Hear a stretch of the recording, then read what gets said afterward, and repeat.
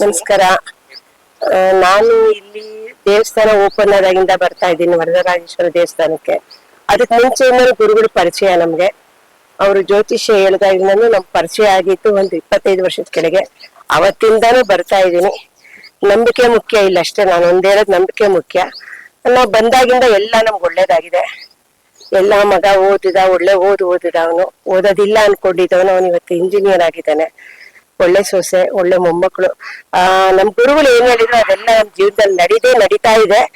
ಸಣ್ಣ ಪುಟ್ಟ ಬರುತ್ತೆ, ಇಲ್ಲ ಅಂತ ನಮ್ಮ ಮನುಷ್ಯನ್ಗೆ. ಅದಕ್ಕೋಸ್ಕರ ನಾವು ಅದನ್ನ ನಿರಾಸೆ ಮಾಡ್ಕೊಂಡು ಏನು ಆಗ್ಲಿಲ್ಲ ಅನ್ಬಾರ್ದು.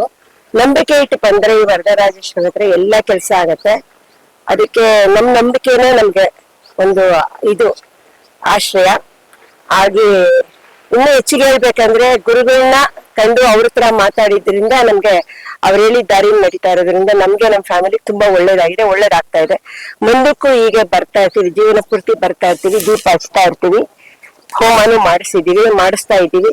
ಎಲ್ಲ ಒಳ್ಳೇದಾಗಿದೆ. ಎಲ್ರಿಗೂ ಹೇಳೋದು ಒಂದೇ, ಬನ್ನಿ ಎಲ್ರು ನಂಬಿಕೆ ಇಟ್ಟು ಬನ್ನಿ, ಎಲ್ರಿಗೂ ಒಳ್ಳೇದಾಗತ್ತೆ, ಖಂಡಿತ ಒಳ್ಳೇದಾಗತ್ತೆ.